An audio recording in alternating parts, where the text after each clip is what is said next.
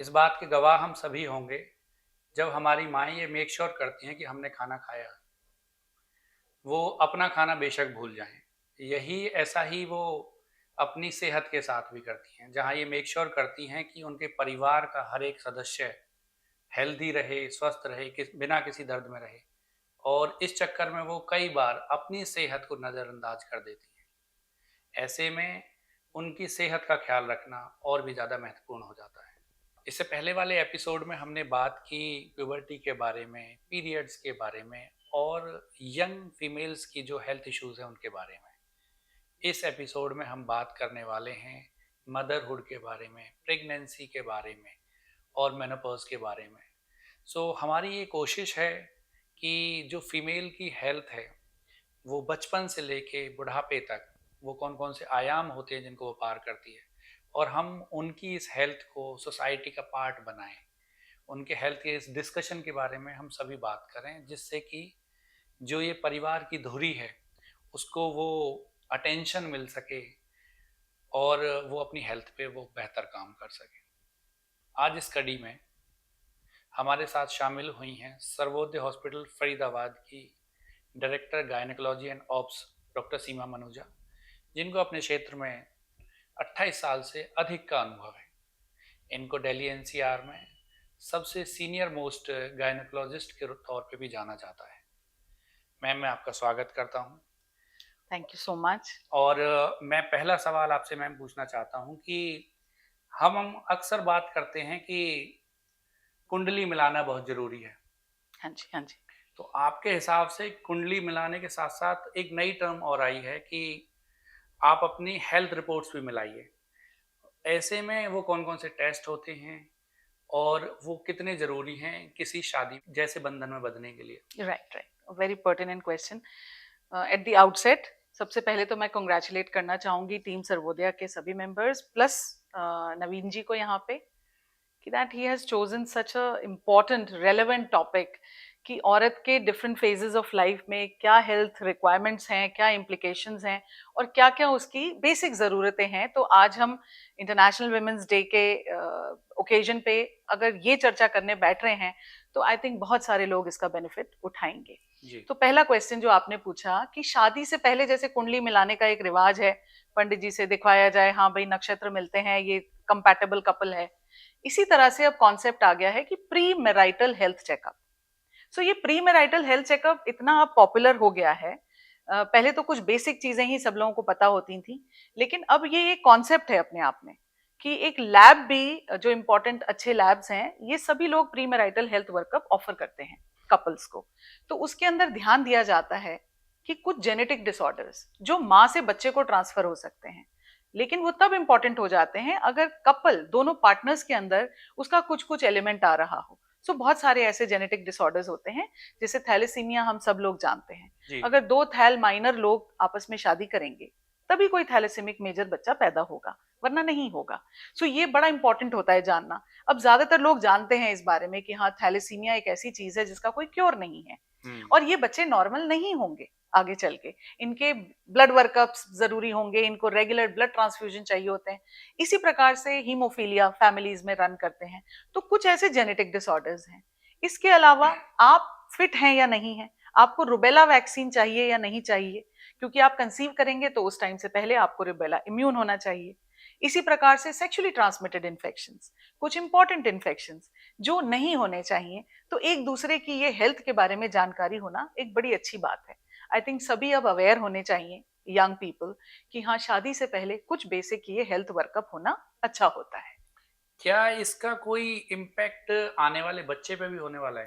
बिल्कुल हो सकता है। अगर किसी भी प्रेग्नेंट औरत को सपोज कीजिए रुबेला हो जाए और एक ऐसे समय में हो जबकि माँ से वो बच्चे में जा सकता है, तो बच्चे के अंदर बहुत सारे नुक्स पैदा होने की संभावना होती है। तो हम लोग और अच्छे हॉस्पिटल सभी ये ध्यान रखते हैं कि जब कोई भी प्रेग्नेंट औरत आ रही है तो हमें उसका ये स्टेटस पता हो। इसीलिए हम कहते हैं कि जब आप प्लान करने वाले हैं आप तब मिलिए। सो अर्ली प्रेगनेंसी नहीं, प्री कंसेप्शनल टाइम में आप आइए।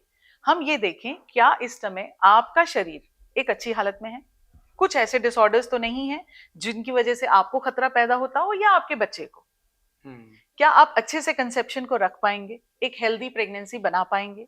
सो बेसिक हेल्थ वर्कअप होता है, कुछ वैक्सीनेशंस देखे जाते हैं, कुछ इन्फेक्शंस की प्रेजेंस देखी जाती है। इसी तरह से जैसे हमने इलेक्ट्रोफोरेसिस की बात की कि भाई आप कोई एबनॉर्मल हीमोग्लोबिन तो नहीं प्रोड्यूस करते, जो बच्चे के अंदर भी जा सकता है। सो बहुत सारी ऐसी कंजेनिटल डिसऑर्डर्स होते हैं। सो जिस प्रकार से प्री मैरिटल इंपॉर्टेंट है, उसी प्रकार से प्री कंसेप्शनल इंपॉर्टेंट है। यानी जब आप कंसीव करना चाहते हैं तब आप एक बार अपने गायनेकोलॉजिस्ट से जरूर मिलें। सो this is very important. Ma'am आपने ये वाली बात तो कर ली, मुझे एक चीज़ और जाननी है कि खासकर ये वाला सवाल ना मुझे लगता है इंडियंस के लिहाज से बहुत ज़्यादा ज़रूरी हो जाता है पूछना कि क्या मैरिज सेम कास्ट में करना या अदर कास्ट में करना, इससे किसी भी तरह से बच्चे पे कोई असर पड़ता है? नहीं, नहीं, इसका सीधा जवाब है कि नहीं। बिल्कुल नहीं। सेम कास्ट में होना या देखो कहाँ से चले आ रहे हैं, रिलीजन, मतलब दूसरे कॉन्टिनेंट्स के, यानी दूसरे रेस के, दूसरी कंट्रीज के, दूसरे रिलीजन के, दूसरी कास्ट के, उससे कोई इम्प्लीकेशन नहीं है। वो सेफ है, नॉर्मल है, उसके अंदर कहीं कोई जेनेटिक डिसऑर्डर्स पैदा होने का मतलब कोई रिस्क नहीं बनता है। मैम हम इंडियंस में ना शादी होते ही एक नई चीज शुरू हो जाती है कि बच्चे कब होंगे, बच्चे कब होंगे, बच्चे कब होंगे। तो ऐसे में कुछ लोग ये प्रेगनेंसी अचीव नहीं कर पाते या उनकी डिले प्रेगनेंसी हो जाती है, उसके पीछे क्या रीजन होते हैं? देखो डिलेड प्रेगनेंसी कुछ तो सोसाइटल प्रेशर होता है, कुछ फैमिली प्रेशर होता है, लेकिन टू लेबल समबडी एज सब फर्टाइल या इनफर्टाइल, हम कहते हैं कि 1 साल का अगर planned unprotected intercourse couple observe करता है और उसके बावजूद प्रेगनेंसी ना हो, तब हम कहते हैं कि हाँ we should look into the problems. आज अगर हमारे पास कोई भी एंग्शियस टू कंसीव कपल आ रहा है, they are planning to conceive, तो आपको जंप नहीं कर लेना है। You look on the background, healthy couple, compatible age, तो इतना रश की जरूरत नहीं है। काउंसिल देम, आप देखिए कि हाँ हेल्थ ठीक है, कोई पर्टिनेंट फैक्टर्स जो उसको इनफर्टिलिटी के कैटेगरी की तरफ लेके जाएं। अगर ऐसा नहीं है तो wish them luck and allow them to conceive on their own. आप उनको अगले 4 से 6 महीने अनप्रोटेक्टेड इंटरकोर्स के साथ उनको उनका फर्टाइल पीरियड समझाते हुए काउंसिल कीजिए कि आप खुद ट्राई करें। और उसके अंदर एक बहुत अच्छी संभावना है कि विद इन नेक्स्ट 6 मंथ्स वो पेशेंट अपने आप कंसीव कर जाएगी, unless there are some underlying reasons. इसीलिए इनफर्टिलिटी लेबल नहीं करना है आपको। कम से कम 1 साल का अगर अनप्रोटेक्टेड इंटरकोर्स के बावजूद प्रेगनेंसी ना हो, तब जाकर आप उसको कहेंगे कि हाँ इनफर्टाइल है। लेकिन आजकल के सिनेरियो में क्या है, because of late marriages, work responsibilities, career orientation, delayed marriages, delayed pregnancies are very common. तो यहाँ पर हमें उन पेशेंट्स को बताना ये जरूरी होता है कि देखो एक बायोलॉजिकल क्लॉक है, कुछ प्रायोरिटीज लाइफ में सेटल करनी पड़ेंगी, और ये ध्यान देना होगा कि द पेशेंट, द वुमन, उसके लिए biological clock is very important, not for the male. Male fertility doesn't decline with the age so fast, लेकिन एक औरत के लिए उसकी एक टाइमलाइन है फर्टिलिटी की। तो उसके अनुसार इस बात का ध्यान देना जरूरी है कि करियर की जो भी आप सफर में हैं, प्रायोरिटीज आपको थोड़ा सा देखना पड़ेगा कि आपके पास जो वक्त है फर्टाइल पीरियड, वो भी एक लिमिटेड है, वो इंडेफिनिट नहीं है। लेकिन बहुत हाई प्रोफाइल करियर्स होते हैं, लोग अपने अंडे फ्रीज कराते हैं, फर्टिलिटी को बाद के लिए सिक्योर करके रखते हैं। सो ये बहुत बड़ा एक स्पेक्ट्रम है ना, जहां हम हर स्पेक्ट्रम के नीचे से लेके ऊपर तक के पेशेंट्स को डील करते हैं। Accordingly you have to counsel them, है ना। तो उस तरीके से अब बहुत सारे ग्लैमर वर्ल्ड के लोग हैं, वो तो फर्टाइल टाइम में कंसीव ही नहीं करना चाहते हैं, वो लेट चाहते हैं, तो उनके लिए ऑप्शंस हैं कि भाई आप फर्टिलिटी प्रिजर्वेशन कराइए। ऐसे ही हमारे कुछ पेशेंट्स होते हैं जिनके कुछ खास ट्रीटमेंट्स चल रहे हैं, जिनकी कुछ खास प्रॉब्लम्स हैं, वहां पर भी हम, या बीमारियां ऐसी हैं तो हम फर्टिलिटी प्रिजर्वेशन कराते हैं। सो ये काफी हद तक छोड़ना पड़ता है अपने गायनेकोलॉजिस्ट के ऊपर कि आप कहाँ फिट हो रहे हैं और आपके लिए सही वक्त क्या वक्त है। आपने ना बहुत अच्छी बात कही कि जो लेट मैरिजेस होंगी तो फिर प्रेगनेंसी भी लेट होगी, तो इसका कोई एज है कि इसके बाद फिर हम ये सोचना शुरू कर देते हैं कि इसके बाद थोड़ा रिस्क बढ़ जाता है? रिस्क बढ़ जाते हैं। और वो रिस्क कौन कौन से होते हैं? हाँ देखिए, एक तो चीज है फर्टिलिटी अपने आप में, कि अगर लेडी 35 क्रॉस करती है तो हम जानते हैं इन द मेडिकल वर्ल्ड कि अब फीमेल फर्टिलिटी गोज डाउन। तो 35 इज दैट क्रिटिकल एज जो कि हर टेक्स्ट बुक में मेंशन्ड है, लेकिन ये एक जनरल कंसेंसस है कि मेजॉरिटी के हिसाब से, but exceptions are always there. हमें 38 पे भी स्पॉन्टेनियस कंसेप्शन दिखते हैं और हमें 34 33 पे भी कई दफा प्रीमेच्योर मेनोपॉज मिलता है। लेकिन अगर हम एक जनरल ब्लैंकेट टर्म यूज करेंगे तो 35 एक ऐसा मतलब साल है कि इस एज के बाद female fertility goes down for the majority of women. उसके बाद एग क्वालिटी कम हो जाएगी, अपने आप से प्रेगनेंसी अचीव करने में डिफिकल्टी आएगी, और इसके साथ ही जब 35 से ऊपर की महिला कोई प्रेग्नेंट होती है तो वो एक हाई रिस्क में आती है। अब हम कहेंगे कि ये एल्डरली ग्रेविडा है, यानी कि ये मतलब थोड़ा सा उम्र प्लस साइड वाली प्रेगनेंसी है। तो क्यों कहते हैं, मतलब ठीक है तब हो जाए, लेकिन तब मेडिकल रिस्क बढ़ते हैं प्रेगनेंसी के अंदर। सो हमें एडवर्स आउटकम्स की भी संभावना ज्यादा दिखनी शुरू हो जाती है। ये प्रेगनेंसीज एट हायर रिस्क आएंगी for abortions, for premature labour, premature delivery, weak बच्चे। साथ ही प्रेगनेंसी के अंदर जो मेडिकल कंडीशंस आ जाती हैं, शुगर का बढ़ना, बीपी का बढ़ना, ये सब चीजें भी जब लेडी इज अबव 35 तो ये ज्यादा पॉसिबिलिटी होती है, स्टैटिस्टिकली ज्यादा होती है। सो एल्डरली ग्रेविडा यानी 35 के ऊपर वाली प्रेगनेंसीज हमारे लिए रिस्क भी ज्यादा है, और 35 के बाद कंसेप्शन भी मुश्किल से आते हैं। सो ये 35 बायोलॉजिकल क्लॉक, हमें पता है कि ये फर्टिलिटी डाउन जाने का टाइम है। इसीलिए हम जनरली सबको मतलब काउंसिल यही करते हैं that you should complete your family before 35। But आज के सिनेरियो में हम सब जानते हैं कि ये एक मुश्किल होती जा रही है, because late marriages, career choices, काम में बहुत ज्यादा फंसे रहना, प्लानिंग लेट होना, तो ये सब हमारे पॉपुलेशन को पुश कर रहा है टुवर्ड्स लेट चाइल्ड बेयरिंग। लेकिन that comes at a cost, उसके साथ भी कुछ मुश्किलें आनी ही हैं, जिसके लिए हमें पेशेंट को अच्छे से तैयार करके रखना है, और डेफिनेटली उसके ऊपर एक मेडिकल नजर भी ज्यादा मॉनिटरिंग की रखनी पड़ती है। मैम, जब हम इस पॉडकास्ट के सवाल ले रहे थे लोगों से, तब हमें ना ये सवाल बार बार आया कि प्रेगनेंसी होने के बाद हर किसी के ना अपने नुस्खे हैं कि ये ट्राइमेस्टर में ये करना है, ये ट्राइमेस्टर में ये करना है, ये नहीं करना है। तो आपके हिसाब से पहला जो ट्राइमेस्टर आता है उसमें क्या प्रिकॉशन लेने चाहिए? देखो, प्रेगनेंसी को जनरली हम 3 में डिवाइड करते हैं ना, first trimester, first 3 months, mid trimester, और इसी प्रकार से लास्ट 3 मंथ्स, थर्ड ट्रिमेस्टर या last trimester. So first trimester जो है वो सबसे ज्यादा इंपॉर्टेंट होता है। कारण ये है कि majority of the bad outcomes, या हम कहें कि अगर प्रेगनेंसी लॉसेस हैं, अबॉर्शंस हैं, तो ये फर्स्ट ट्रिमेस्टर में ही ज्यादा हो जाते हैं। अनवांटेड प्रेगनेंसीज, जो अच्छी नहीं बनी है वो प्रेगनेंसीज, ये इम्बैलेंस जो भी कंसेप्शंस होते हैं ना, ये सब नेचर पहले ही स्क्रीन आउट कर देती है।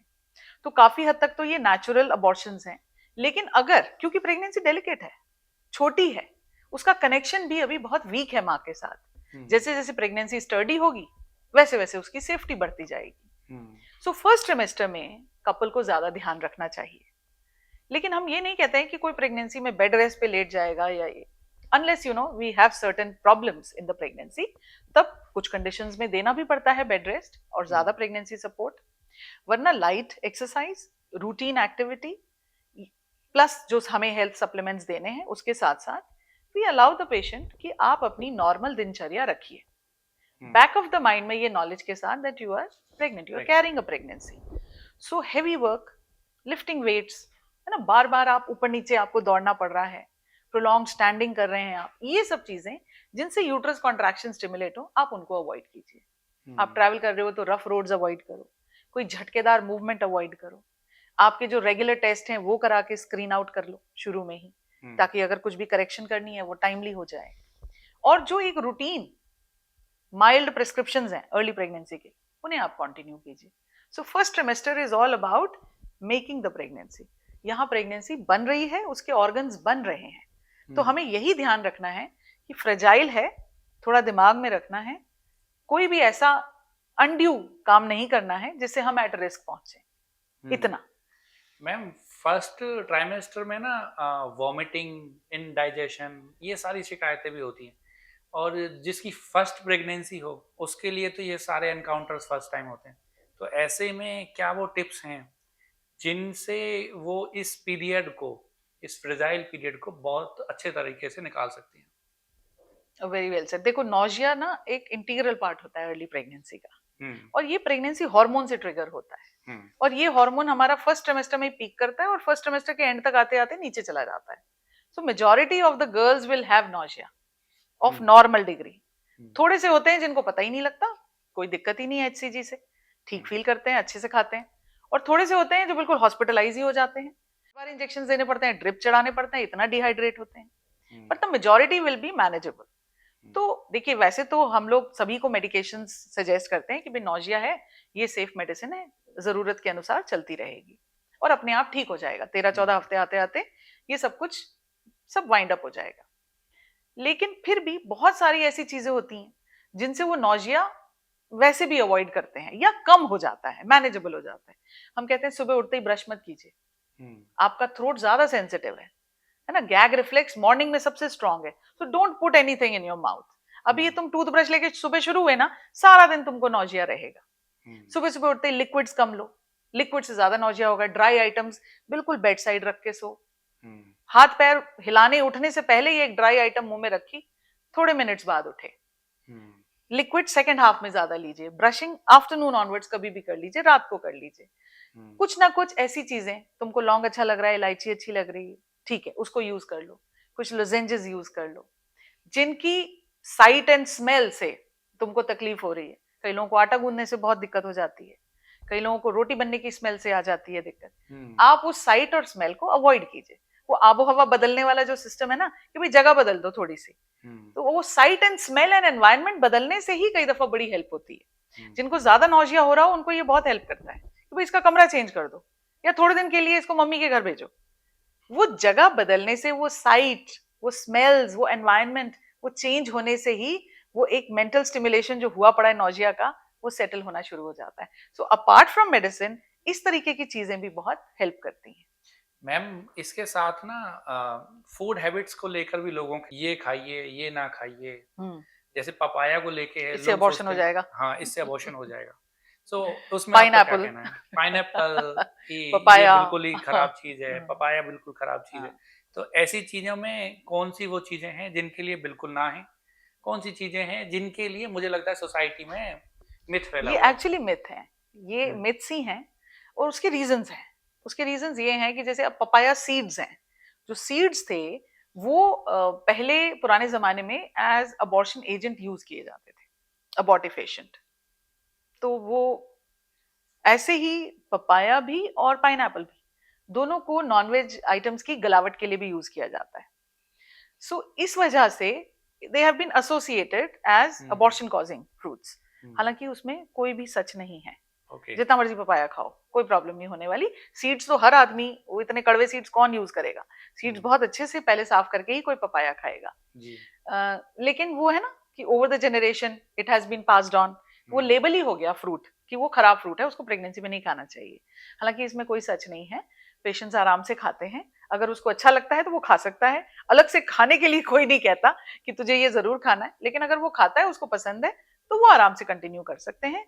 They are not bad, they do not cause abortion. Okay ma'am, हमने ना पहला ट्राइमेस्टर पार कर लिया है, अब हमें आप बताइए कि सेकंड ट्राइमेस्टर में क्या तो एक जो मदर है वो फील करना शुरू करती है, क्या क्या उसकी परेशानियां आती हैं और उनको कैसे रिजॉल्व करना होता है? So second trimester is the happy trimester, जबकि जो अर्ली प्रेगनेंसी के नौजिया, वॉमिटिंग है ना, वो सारे जो चेंजेस एकदम से आए थे, suddenly you start feeling better. और अभी वो प्रेगनेंसी ने वेट भी नहीं अटेन किया कि आप उसकी वजह से कुछ भी तकलीफ महसूस करें, थोड़ा इनकेपेबल महसूस करें। सो सेकेंड ट्राइमेस्टर हमारे हिसाब से सेफेस्ट होता है।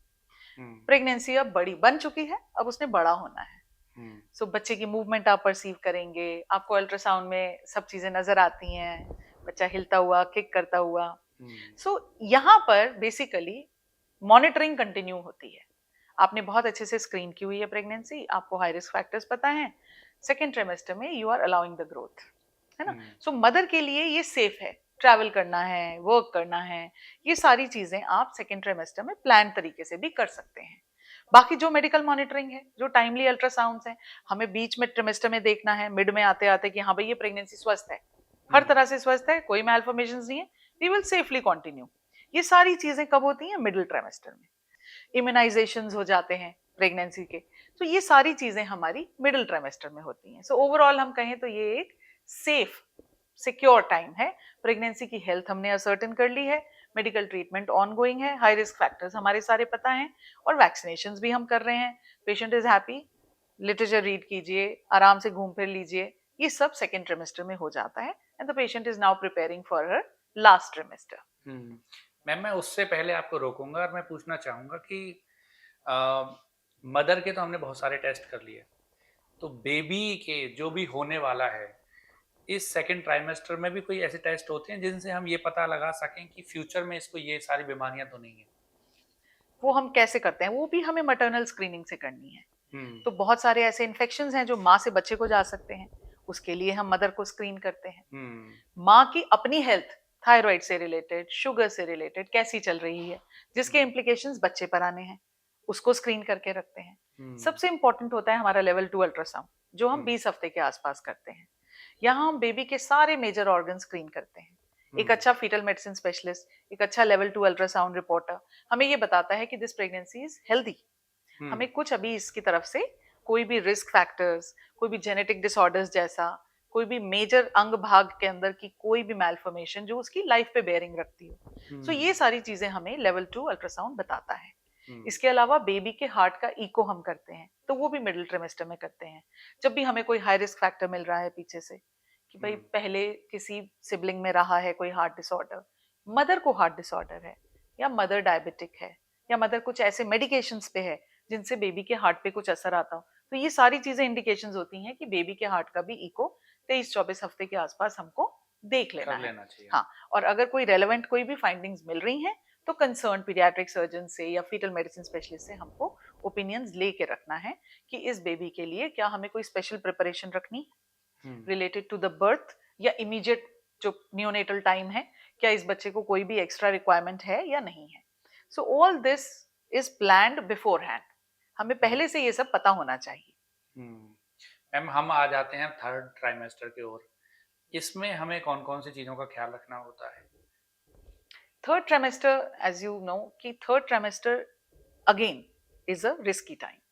जैसे first trimester fragile time, abortions का रिस्क, ऐसे ही थर्ड ट्रिमेस्टर के अंदर हमको रिस्क बनते हैं टाइम से पहले पेन्स का आना, समय से पहले लीकिंग हो जाना, हम्म, माँ की शुगर या बीपी की असर प्रेगनेंसी पे आना, है ना। ये सब चीजें, इन्फेक्शंस कोई भी ऐसे होना जिसकी वजह से डिलीवरी जल्दी होने का कोई खतरा हो, जब भी प्लेसेंटा का कोई प्रॉब्लम है, प्लेसेंटा नीचे है, उसकी वजह से कोई ब्लीडिंग हो जाना, सो ये सारी चीजें हमको थर्ड ट्रिमेस्टर के अंदर रिस्क प्रोड्यूस करती हैं। हम्म, कौन से हमारे हाई रिस्क प्रेगनेंसीज हैं उनको स्क्रीन ऑफ करके रखिए, हम्म, उनके स्पेशल रिक्वायरमेंट्स क्या हैं काउंसिल करके रखिए, उनको ज्यादा फ्रीक्वेंसी पे आपको चेक करना होगा, तो उनके विजिट्स को आपको प्लान जल्दी जल्दी करना होगा। किसी को मॉनिटरिंग के लिए पहले एडमिशन चाहिए, कंट्रोल के लिए शुगर के, बीपी के, इन सब के लिए। किस मदर को स्टेरॉइड्स की जरूरत पड़ने वाली है कि प्रीमेच्योर डिलीवरी आप एक्सपेक्ट कर रहे हैं या हो सकती है, तो वो हाई रिस्क है, तो हम बेबी के लंग्स को स्ट्रॉन्ग करके रखें। नर्सरी की अपॉइंटमेंट्स करा के रखें कि उनकी काउंसलिंग पीडियाट्रिशियन के जरिए उसको अपने रिस्क का पता हो and what to expect after birth, कि हम्म, किस बच्चे को कोई खास जरूरत पड़ने वाली है। सो ये सारी चीजें होती हैं थर्ड ट्रिमेस्टर की प्लानिंग में।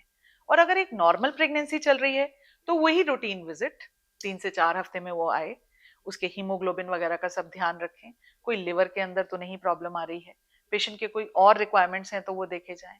सो ये बेसिकली कोई भी एक अच्छी ऑब्स्टेट्रिक यूनिट जो होगी वो थर्ड ट्रिमेस्टर में बेसिकली बर्थ की प्लानिंग कर रही है हम्म, और पेशेंट को काउंसिल करके रख रही है, पेशेंट और उसकी फैमिली दोनों को, हम्म, कि आपके लिए रिस्क फैक्टर्स कोई हैं या नहीं है, हैं तो ये हैं, और उसके लिए क्या स्पेशल रिक्वायरमेंट्स हैं।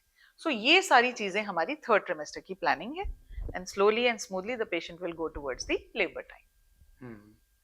मैम मेरा अगला सवाल जो है ना, मुझे लगता है कि किसी वुमेन के प्रेग्नेंट होने के बाद उसकी यूट्यूब फीड में ज़रूर आ जाना है कि प्रेगनेंसी में डिलीवरी के टाइम सर्जिकल जाना सेफ है या फिर नॉर्मल डिलीवरी सेफ है? तो आपके हिसाब से कौन सी चीज? सब सेफ है, पहली बात। हम्म एक बड़ा कॉमन होता है ओपीडी में, जैसे हमारे पास पेशेंट्स आते हैं, हमारे ही बुक्ड पेशेंट्स इतने टाइम से हमारे साथ जुड़े हुए हैं, फिर आके वो कहते हैं कि मैडम मैं तो ना नॉर्मल डिलीवरी चाहती हूँ, और कुछ ऐसे भी आते हैं कि मैडम मेरे को तो सिजेरियन सेक्शन ही कराना है, मेरे को तो ट्रायल भी नहीं लेना। सो सब तरह का पेशेंट है। नॉर्मल नॉर्मल है ना? Why do we call it normal? Because वो फिजियोलॉजिकल है, वो नॉर्मल है, वो हर स्पीशीज का बर्थ ऐसे ही हो रहा है।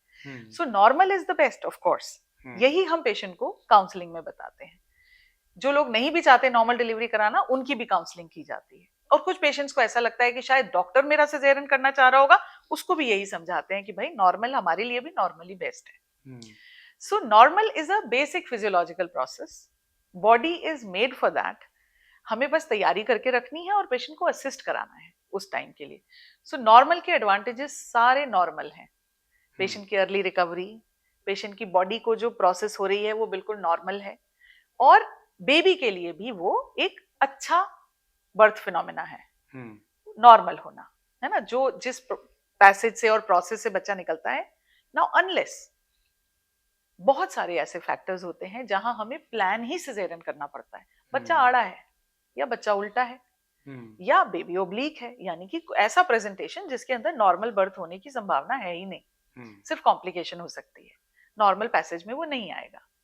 या प्लेसेंटा नीचे है, तो प्लेसेंटा तो ऊपर होना चाहिए, पहले बच्चा निकलेगा फिर प्लेसेंटा आएगा। लेकिन अगर प्लेसेंटा ही नीचे बन गया तो नॉर्मल डिलीवरी का कोई पैसेज नहीं है, अब तो सिर्फ ब्लीडिंग होगी, बेबी तो ऊपर है। सो ऐसे बहुत सारे कुछ इंडिकेशंस होते हैं जहां हमें प्लान्ड सिजेरियन ही ऑफर करना है। पर कई बार पेशेंट को ये भी समझाना पड़ता है कि भाई क्या रीजंस हैं आपके लिए प्लान्ड यही है, और बाकी जितने केसेस हैं वो नॉर्मल के लिए। अनलेस कि भाई अगर कोई डिस्ट्रेस आया लेबर के दौरान, बच्चे ने मेकोनियम पास कर दिया, हम वेट नहीं कर सकते हैं, हार्ट बीट डिप कर गई है, एक लंबा समय अभी पेंडिंग है, हम वेट नहीं करेंगे, बच्चे के लिए रिस्क बनेगा। सो कुछ ऐसी संभावना होती है जो उसी समय पैदा होंगी, लेकिन बहुत हद तक पहले जो एबनॉर्मल हमें केस दिखा है और उसकी वजह से सिजेरियन करना जरूरी है, तो पेशेंट की काउंसलिंग उस तरह से करते हैं ताकि वो पेशेंट मेंटली प्रिपेयर्ड रहे। लेकिन नॉर्मल ऑफ कोर्स नॉर्मल है, सिजेरियन हमारे लिए एक चॉइस है जो पेशेंट और बच्चे की सेफ्टी के लिए जरूरी है। लेकिन सिजेरियन होना उतना बड़ा मसला नहीं है। कई दफा एक मेंटल ब्लॉक होता है पेशेंट को, उसको लग रहा होता है कि शायद सिजेरियन की वजह से मेरी हेल्थ पर कोई असर आएगा या मेरी हीलिंग में कोई प्रॉब्लम होगी। हाँ, अलबत्ता एक होता है कि भाई अगर सिजेरियन हुआ है तो रिपीट सिजेरियन यानी नेक्स्ट प्रेगनेंसी में भी उसके सिजेरियन होने का चांस जो है वो ज्यादा होगा। Normal delivery after caesarean is less common, much less common as compare to repeat caesarean section. Ma'am delivery हो गई, दोनों सिनेरियो में मैं मान लेता हूँ, तो उस दौरान उसके बाद हमें कितना रेस्ट लेना चाहिए एज ए मदर, और दोनों केसेस में आप बताइएगा। और साथ में ना बहुत सारे लोगों के ना फूड को लेके बहुत सारे मिथ्स हैं या मैं जाते हैं, स्पेशली आफ्टर ऑपरेटिव डिलीवरी। हाँ, कि क्या खाना चाहिए क्या नहीं खाना चाहिए, तो आपके हिसाब से आपकी क्या राय है? देखो, बाय द टाइम पेशेंट हमारे पास से जाता है ना, तो वो नॉर्मल फूड पर जाता है।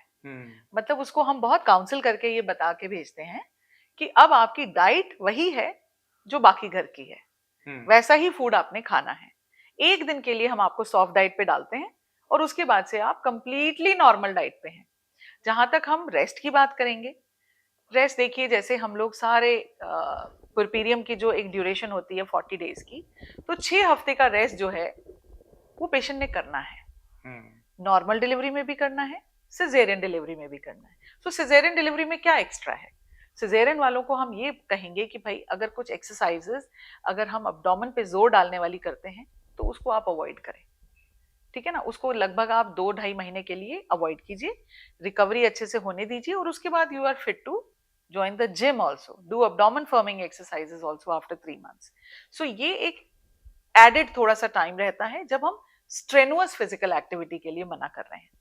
अगर हम जनरल हीलिंग की बात करें तो वो सेम है, 6 हफ्ता नॉर्मल डिलीवरी के लिए भी रेस्ट जरूरी है और 6 हफ्ता सिजेरियन डिलीवरी के लिए भी रेस्ट जरूरी है। डाइट वाइज दूध दही का परहेज, लोगों को लगता है कि अगर सिजेरियन हुआ है तो शायद मिल्क नहीं देंगे, लेकिन मिल्क तो जरूरी है, वही तो प्रोटीन है। सो हमें मिल्क, कर्ड, पनीर, कोई चीज विदहोल्ड नहीं करनी है after caesarean delivery. Just like a normal patient, जब नॉर्मल डिलीवरी को नॉर्मल डाइट मिलनी है, सिजेरियन को भी नॉर्मल डाइट मिलनी है।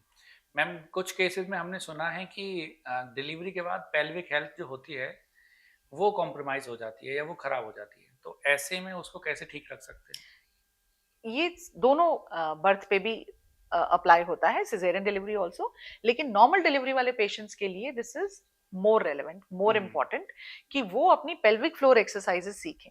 इसीलिए पोस्ट नेटल एक्सरसाइजेस पे भी हम लोग उतना ही जोर देते हैं जितना हम एंटीनेटल प्रोग्राम पे।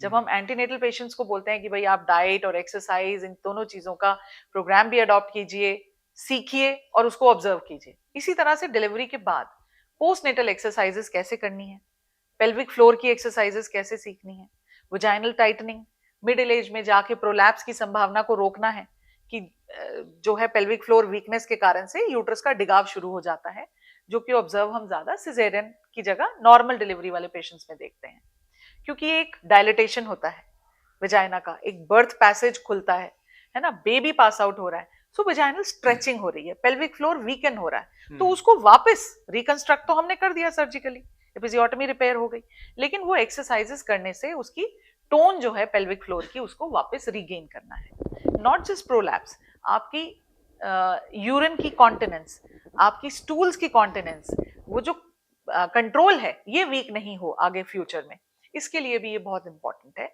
कि ये पेल्विक फ्लोर एक्सरसाइजेस डिलीवरी के बाद पेशेंट सीखे और ऑब्जर्व करे। मैम प्रेगनेंसी से हम आगे बढ़ते हैं कि एक फीमेल्स के अंदर कौन कौन से हार्मोन्स होते हैं और वो किस उम्र में कब एक्टिव ज्यादा होते हैं? देखिए, मेल हार्मोन्स जैसे टेस्टोस्टेरोन से हम एसोसिएट करते हैं, ऐसे ही फीमेल हार्मोन्स जो होते हैं वो एस्ट्रोजन, प्रोजेस्टेरोन होते हैं। सो फीमेल साइकिल में इसी तरीके से एस्ट्रोजन और प्रोजेस्टेरोन की फ्लक्चुएशन होती रहती है और मेंस्ट्रुअल साइकिल्स चलते रहते हैं till the age of menopause. Menopause पे ओवेरियन फंक्शन फिर डिक्लाइन होता है, अंडे बनने समाप्त हो जाते हैं और oestrogen and in fact progesterone also ये कम होते जाते हैं, और वही एक्सपीरियंस करती है, उनकी कमी को औरत जो एक्सपीरियंस करती है वही मेनोपॉजल सिम्टम्स होते हैं उसके, कि अब ये हार्मोन्स डिक्लाइन हो गए हैं, इनकी कमी से मतलब जो उसकी वेलबींग है उस पर जो असर आता है, यही सारे उसके मेनोपॉजल सिम्टम्स बन जाते हैं जो वो एक्सपीरियंस करती है। मैम एक ना नई टर्म आई है, हार्मोन रिप्लेसमेंट थेरेपी, तो वो क्या होती है और वो क्या सबको करानी चाहिए?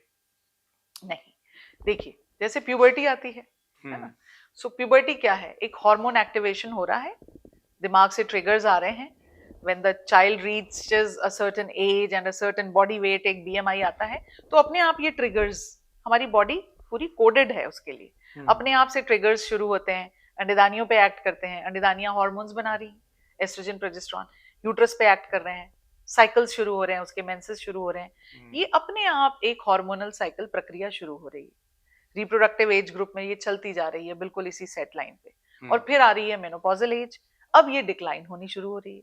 So every woman is born with a fixed number of eggs in her life. जब वो खत्म हो रहे हैं तो अब वो मेनोपॉज में एंटर कर रही है, ये भी एक फिजियोलॉजिकल प्रोसेस है ना। सो अब उसकी वजह से अगर किसी फीमेल को बहुत प्रॉब्लम्स आ रहे हैं, हेल्थ इंप्लीकेशंस ऐसे आ रहे हैं, या इन सर्टेन सर्कमस्टांसेस लड़की आ रही है 33 साल की, पीरियड्स कम होने शुरू हो गए हैं, पीरियड्स बंद ही समान हो रहे हैं, सिर्फ दवाई खाने पर पीरियड्स आ रहे हैं, हम इन्वेस्टिगेट कर रहे हैं तो पता चल रहा है कि वो तो मेनोपॉज में गई, so this is abnormal. Now this is one candidate जिसको हार्मोन रिप्लेसमेंट थेरेपी चाहिए ही चाहिए, वरना her body is going to go down because of the lack of hormones. So जो उसकी वेलबींग के लिए हार्मोन्स जो 50 के आसपास जाने चाहिए थे वो उसको अभी चले गए हैं, तो अब उसको जरूरत है इस सपोर्ट की, उसको HRT चाहिए, अब हम उसको मेनोपॉजल हार्मोनल MHT कहते हैं, menopausal hormonal therapy.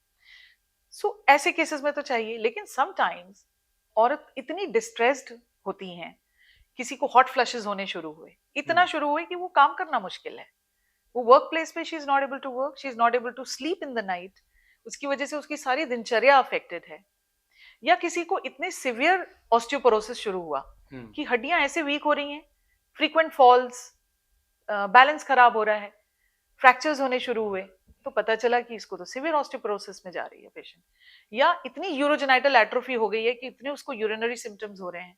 So there are certain aspects of menopause जहां हमें उस औरत को हेल्थ मेंटेन करने के लिए हार्मोन रिप्लेस करने पड़ रहे हैं with after due investigations. So hormonal replacement therapy को बहुत लाइटली नहीं लेना होता, क्योंकि बॉडी तो आपकी ट्यून्ड है, ये एक नॉर्मल प्रक्रिया चल रही है।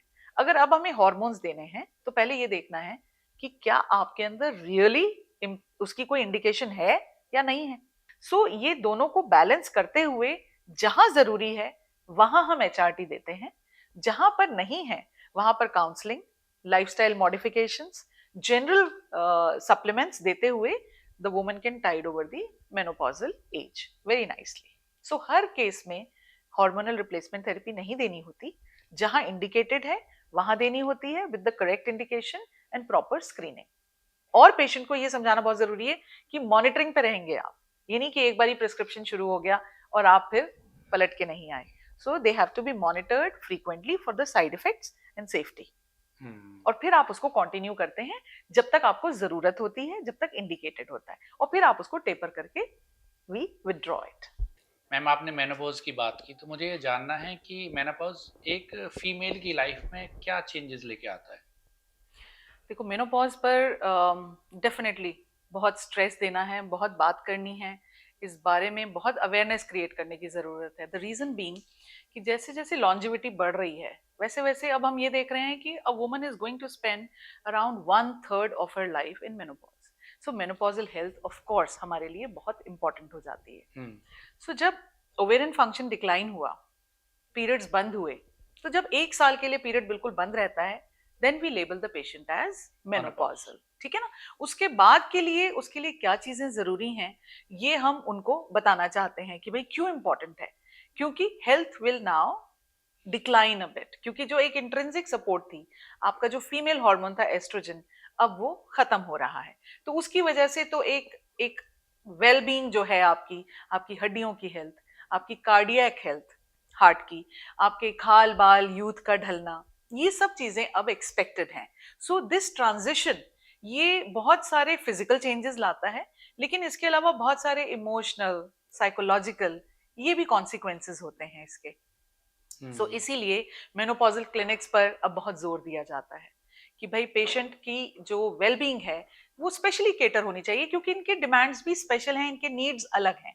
सो उस हेल्थ को जो हम केटर करें तो एक अलग तरीके, एक अलग नजरिए से होना चाहिए थ्रू मेनोपॉजल क्लिनिक्स। मैम पहले मेनोपॉज की एज 50 के आसपास मानी जाती थी, अभी हमने ये देखा है कि इसमें एक शार्प डिक्लाइन आया है। फीमेल्स 35 साल के बाद भी मेनोपॉज की स्टेज को हिट कर देती है। राइट। इसके पीछे आपको क्या So कारण whenever लगता है? woman goes into menopause at less than 40 years of age, उसको हम कहते हैं कि ये प्रीमेच्योर मेनोपॉज हुआ, ये अननेचुरल है। और ये एक सीरियस प्रॉब्लम है, क्योंकि उसकी जो एक हेल्थ है उसके ऊपर बहुत सारा असर आने वाला है, प्लस उसकी फर्टिलिटी चली गई है, क्योंकि अब वो एग्स नहीं प्रोड्यूस कर रही है। सो एक इनफर्टिलिटी का एस्पेक्ट और एक उसकी फिजिकल वेलबींग का एस्पेक्ट, ये दोनों चीजें हैं। Premature menopause, as you pointed out rightly, ये suddenly is on the rise. पहले हम इतने पेशेंट्स प्रीमेच्योर मेनोपॉज के नहीं देखते थे, लेकिन ये लाइफस्टाइल प्रॉब्लम्स हैं, पोल्यूशन प्रॉब्लम्स हैं, एनवायरमेंटल प्रॉब्लम्स हैं, इसके चलते हमें एक sudden rise in the number of premature menopause मिला है। और गायनी फोरम्स में भी ये बहुत डिस्कस किया जाता है कि इन लोगों को हेल्प की बहुत ज्यादा जरूरत रहने वाली है। अदरवाइज अगर हम बात करें इन मतलब इंडियन पॉपुलेशन या इन एशियन पॉपुलेशन, तो एक जो जनरल कंसेंसस है वो menopausal as is in the range of रफली अराउंड 49 to 52 ईयर्स। इस एज में majority of the Indian women will experience the menopause, और ज्यादातर महिलाओं का इसी बीच में होता है। लेकिन अगर 40 के बाद वो कभी भी हो रहा है तो हम उसको अननेचुरल नहीं मानते हैं। और बहुत सारी फैमिलीज में हम देखेंगे कि 44 के आसपास भी मेनोपॉज हो जाता है। तो आप देखेंगे कि उनकी बहनों में, मासी में, मदर में हम देखेंगे कि ये सिमिलर एज ऑफ मेनोपॉज मिलती है। So practically it runs in families also, लेकिन एवरेज एज हम कहेंगे तो वो 49 50 to till 52, ये एक एवरेज एज है। आपने कहा कि एग्स बनना बंद हो जाते हैं मेनोपॉज के बाद। तो ऐसा भी हो सकता है क्या कि मेनोपॉज आने के बाद पीरियड्स आए या प्रेगनेंसी हो जाए, ये कितना कॉमन है? देखो, ऐसा नहीं होता है कि सडनली अभी तक उसके पीरियड्स हो रहे हैं और अब 1 साल के लिए पीरियड्स नहीं होंगे। Hmm. So there is a term which is called perimenopause. Hmm. तो ये पेरीमेनोपॉज जो है, इट रन्स इन इयर्स। ये कुछ साल तक ये ट्रांजिशन चलता है।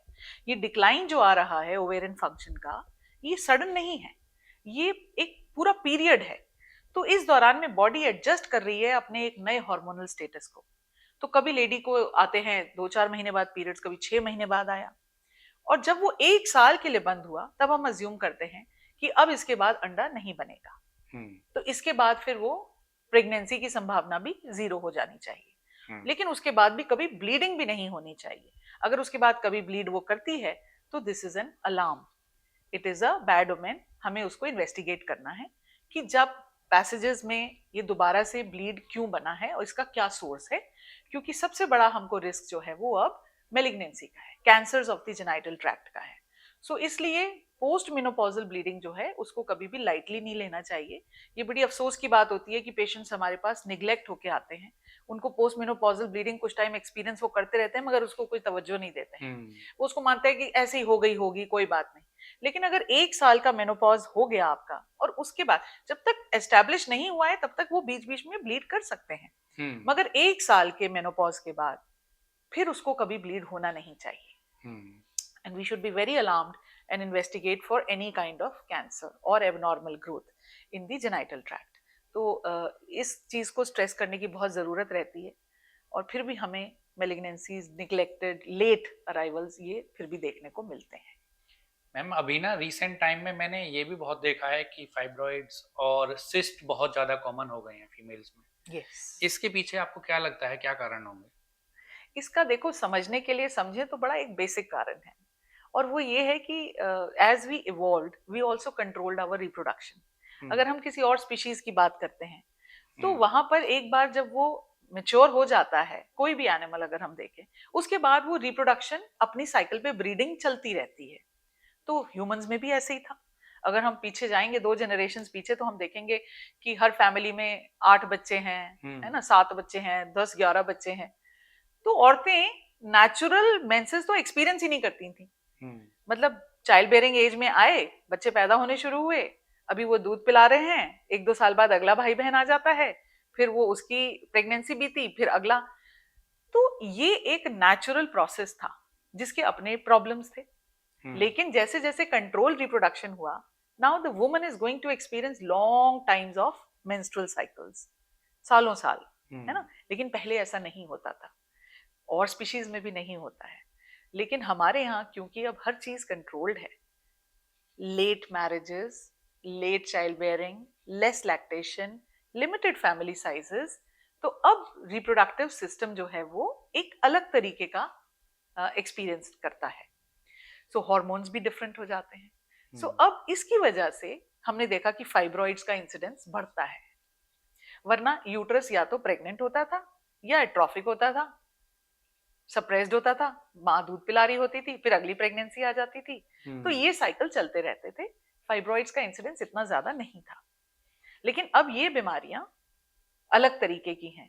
So long long menstrual exposures, उसकी वजह से कौन से मेलिग्नेंसीज होते हैं, कैसे ट्यूमर्स बनते हैं, ये सब चीजें कुछ कुछ हमारी ह्यूमन इंटरफेरेंस की वजह से भी हैं।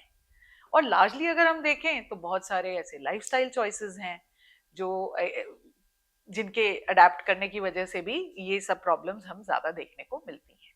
आप मुझे करेक्ट करना कि क्या कम ब्रेस्ट फीडिंग से भी फीमेल को कोई हेल्थ रिस्क हो सकते हैं? होते हैं।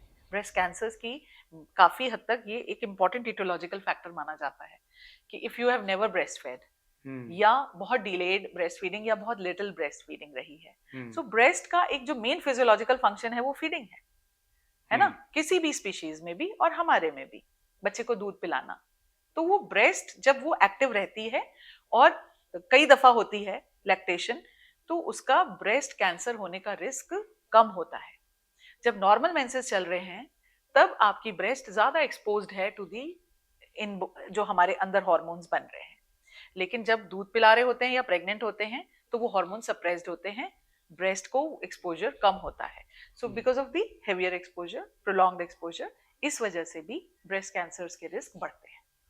एक मैम, यूट्रस रिमूवल सर्जरीज भी अब बहुत कॉमन हो गई हैं, आप उसके बारे में भी थोड़ा बताएं। जैसे यूट्रस के प्रॉब्लम्स बढ़ते हैं, इसीलिए यूट्रस की सर्जरीज भी बढ़ती हैं। अब ये अगर हम जनरल पब्लिक वाली बात करें तो मतलब कहीं कहीं हम ये भी देखते हैं कि यूट्रस रिमूवल की जरूरत नहीं भी होती तो भी हो जाता है, या यंगर जनरेशन में भी हो जाता है, या अभी हम मेडिकल मैनेजमेंट भी कर सकते हैं तो भी हो जाता है। तो ये थोड़ी सी त्रासदी है, लेकिन क्यों होता है? जहां पे जरूरी है वहां पर तो वो औरत के लिए लाइफ सेविंग भी होता है, कि जहां उसको निकालने से उसकी हेल्थ अब बेटर ही होनी है। लार्ज लार्ज यूट्रस हैं, बड़े बड़े फाइब्रॉइड्स हैं, या कुछ ऐसे डिसऑर्डर्स हैं जहां पर औरत की सेहत बहुत डाउन जा रही है और यूट्रस रिमूवल से उसकी हेल्प होती है। यूट्रस रिमूवल ट्रेडिशनली तो किया जाता था पेट खोलकर, है ना, और जितना बड़ा यूट्रस हो जाता था उतना बड़ा पेट खुल जाता था। लेकिन अब यूट्रस रिमूवल जो है वो की होल सर्जरी से हम लोग करते हैं, लैप्रोस्कोपिकली। जैसे जनरल पॉपुलेशन कहती है कि हाँ लेजर से कर दिया, तो लेजर तो नहीं होता है, laparoscopy is the word, but commonly known as laser, जहां हम मिनिमल इन्वेजिव रहते हैं, few keyholes, 5 mm to 1 centimeter के होल से ही वो पूरी की पूरी सर्जरी हो जाती है, irrespective of the size, irrespective of the number of previous surgeries. इतने बड़े बड़े यूट्रस हम सिर्फ लैप्रोस्कोपिकली ही निकाल देते हैं। उसके बहुत सारे एडवांटेजेस, पेशेंट की अपनी बॉडी शेप मेंटेन्ड है, पेन बहुत कम है, रिकवरी बहुत फास्ट है, और पेशेंट की अर्ली ज्वाइनिंग ऑफ वर्क है, पेशेंट के लिए लिमिटेशंस जो हम प्रिकॉशंस बताते हैं वो बड़े कम हो जाते हैं। So overall patient enjoys lot of benefits. मतलब एक वक्त था कि हम कन्विंस करते थे पेशेंट को कि भाई प्लीज आप लैप्रोस्कोपी कराइए, और वो इंसिस्ट करता आता था कि नहीं, वो कुछ छूट जाता है, उसमें कुछ प्रॉब्लम हो जाएगी, आप तो मेरा खोल के कर दीजिए, हाथ वाला करिए, वो दे विल से कि वो हाथ वाला कर दीजिए, और हम कन्विंस कर रहे होते थे। आज ये है कि बहुत दूर दूर से भी, पेरिफेरी से भी जो पेशेंट आ रहा है ना, वो डिमांड करता आ रहा है। सो सिनेरियो हैज रियली चेंज। लोग अप्रिशिएट कर रहे हैं इस बात को कि लैप्रोस्कोपी से उसको कितने बेनिफिट्स होने वाले हैं। मैम एक चीज़ और मुझे जाननी है, मेनोपॉज के बारे में आपने बात की कि जब ये चीज़ हिट करती है वुमेन को, तो वो मेंटली, इमोशनली, फिजिकली, साइकोलॉजिकली एक चेंज से गुजर रही होती है। बिल्कुल, तो बिल्कुल। ऐसे में आप उसे क्या टिप्स देना चाहेंगे जिससे कि वो इस सिनेरियो को बेटर तरीके से मैनेज कर सके और इससे पार हो सके? एब्सोल्युटली। देखिए मैंने कहा ना, we are going to spend 1/3 of our lives all this time women.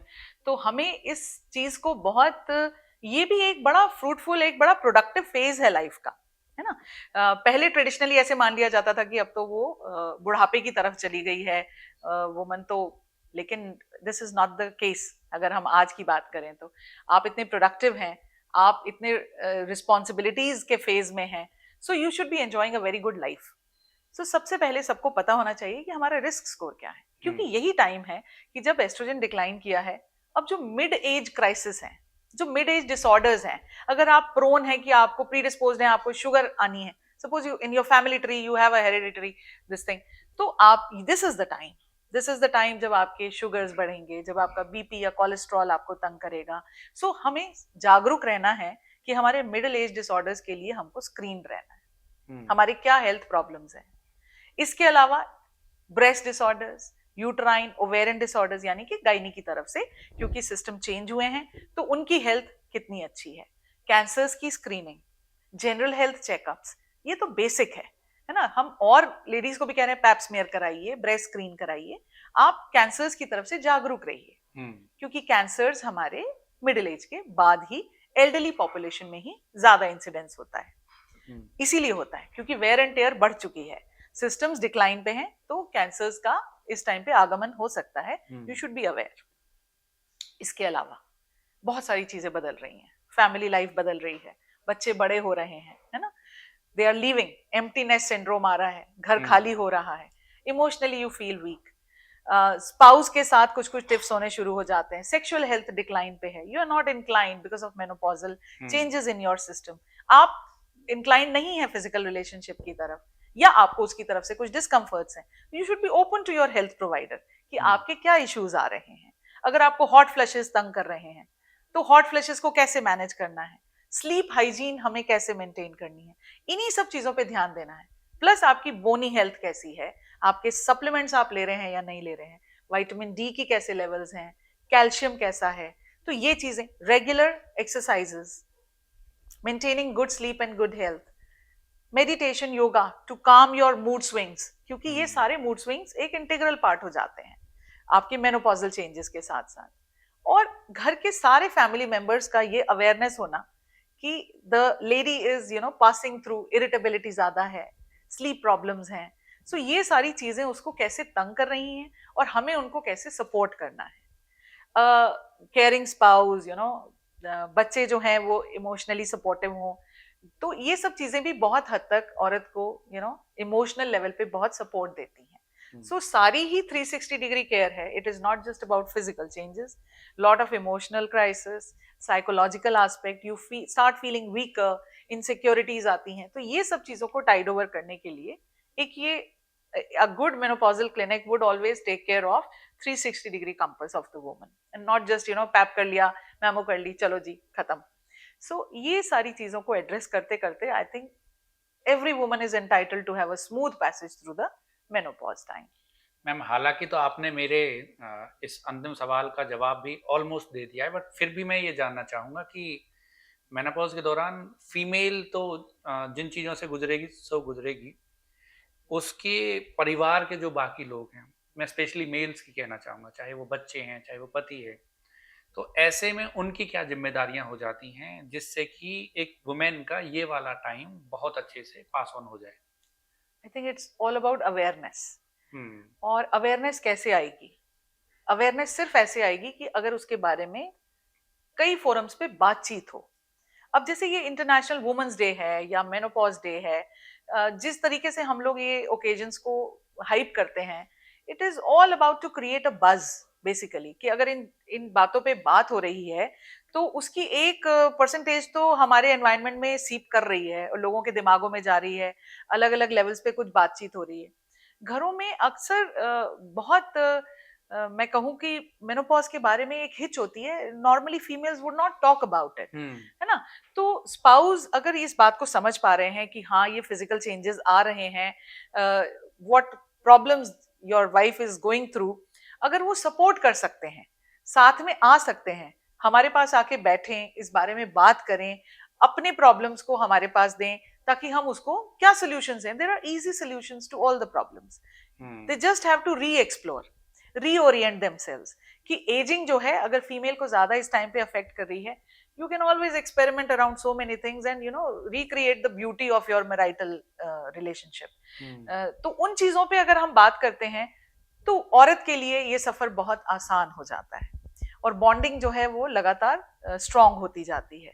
और अगर डिमांड्स एक ही तरफ से हों तो नेचुरली औरत के लिए इनसिक्योरिटी या इमोशनल क्राइसिस बढ़ जाता है। सो मेरी प्ली तो हमेशा यही होती है कि you should visit as a couple so that हम दोनों के एस्पेक्ट्स के प्रॉब्लम्स को सुने और उसी प्रकार से ट्रीटमेंट का प्लान करें और वही ऑफर करें।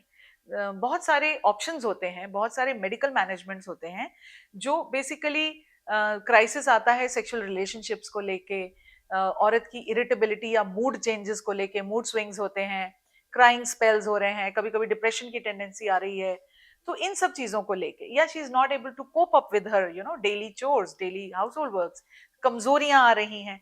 तो ये सारी चीजें अगर ऑन द फैमिली फ्रंट सब लोग एक दूसरे को देखते हुए समझते हुए करते हैं तो I think it becomes a normal experience of life. नहीं, ये तो मुझे लगता है कि हम सभी ने महसूस किया होगा कि रिसेंट टाइम में पीरियड्स को लेके काफी बात हो रही है जी, और मेनोपॉज को लेके बहुत ज्यादा बात अभी नहीं हो रही है। तो उसके लिए मुझे लगता द है चेंज इज ऑन, है ना, हाँ, इवॉल्व हो रहा है, सोसाइटी भी इवॉल्व हो रही है to address different different phases of life. और हम as a organisation, as a Sarvodaya hospital, हम ये मानते हैं और हम चाहते हैं कि वुमेन्स के लिए या उनकी हेल्थ के लिए बात सिर्फ वुमेन डे के अराउंड ना हो, पूरा साल उनके बारे में बात हो, Absolutely. उनके लिए काम हो, तभी हम एक बेहतर सोसाइटी उनके लिए दे पाएंगे। बहुत बहुत शुक्रिया मैम आज के हमारे सेशन में जुड़ने के लिए।